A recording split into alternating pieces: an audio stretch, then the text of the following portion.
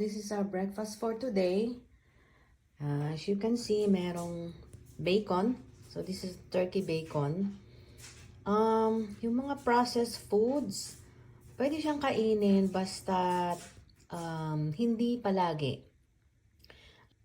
Like, for example, siguro once a week, once a month, ganon, kung talagang nag-crave. But, hindi siya kailangan laging nandun or hindi laging kinakain. So, also, meron din siyang sausage. Plant-based siya. Again, it's considered processed food. So, hindi siya dapat kinakain palagi. So, as much as possible, siguro I would say once a month.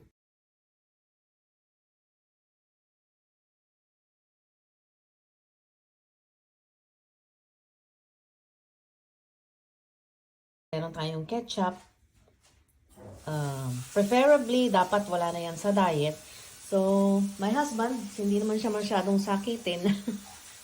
Pwede siya dyan, pero ina-advisean ko rin na as much as possible, huwag na lang. Like, ito kasi yung ketchup namin ngayon. Merong sugar-free niyan. So, as much as possible, siguro kung talagang nag-crave din yan, piliin yung sugar-free.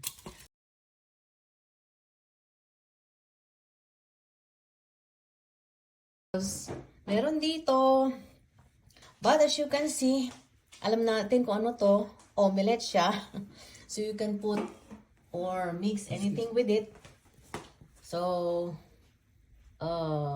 tomatoes, onions, ano ba? Pwede mong lagyan ng mushroom. So ito ay may mushroom.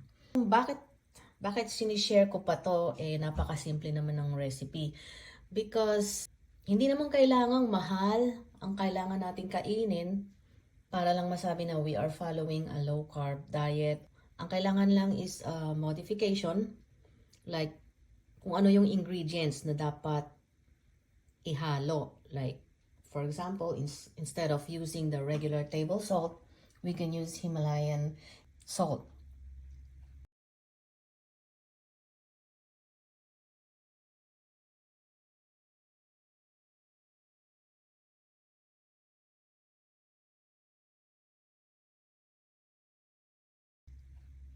Or kung magamit tayo ng soy sauce, wag na natin gamitin yung regular soy sauce. So, advisable na gamitin natin yung alternative. And so, I'm not endorsing anything.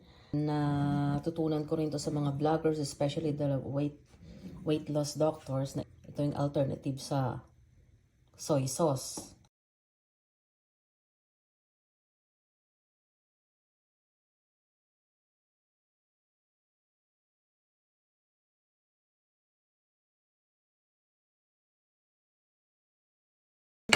And another breakfast is, alam na natin kung ano to, ginisang cabbage. So usually, onion, tomatoes, garlic, na may sahog na chicken. And as you can see, parang may buo-buong chicken siya. So hinalo lang namin yung aming leftover na fried chicken wings. Yung chicken wings na yun, ay nilagyan ko lang talaga ng salt. So, sa pag-inom naman ng coffee, as much as possible, black coffee na lang. Don't put anything. Don't put sugar. Don't put creamer. So, I used to use this kasi hindi nga ako sanay na walang lasang kape. So, nakita ko zero sugar. Pinalitan ko, hindi ako nag-check ng label. So, when you see the label, corn syrup, nako, hindi siya pwede. Hindi siya pasok sa ating low carb intermittent fasting. Meron din yata siyang sugar na, ano bang sugar ang ginamit? Ayun! Sucralose. Hindi po siya po pwede.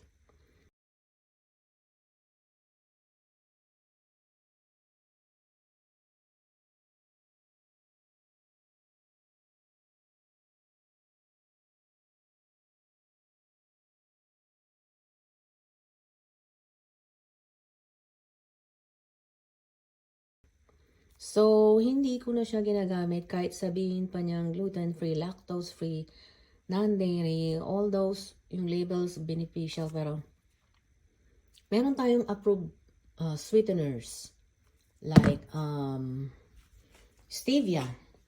Pero mag-ingat dun po tayo dahil Hindi lahat po ng stevia, hindi porke nakalagay na stevia ay safe na. Lalo po sa atin, sa Pinas, may stevia brand, pero pag tinignan mo yung kanyang labels, let's see the label here. Ingredients, erythritol, stevia leaf extract. Erythritol is accepted siya.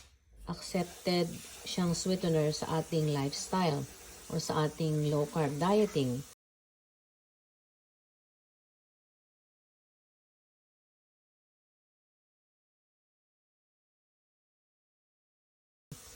Ngayon, especially sa Pinas, no, pag may nakita kang mga brand of stevia, makikita mo doon yung kanyang ingredients, mayroong sucralose, maltitol.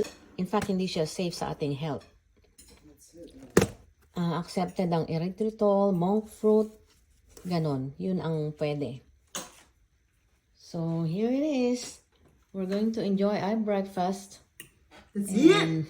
Ano ko sama? Next time, we're going to feature yung mas masarap na recipe. And Thank you, Lord. also, mag-feature tayo ng sweets na pwede natin kainin. Hindi naman porke naka-low carb na tayo ay hindi na tayo pwedeng kumain ng sweets. Meron tayong masarap na recipe for sweets na ang gamit natin ay mga low carb ingredients. Thank you, Lord. So, bye for now!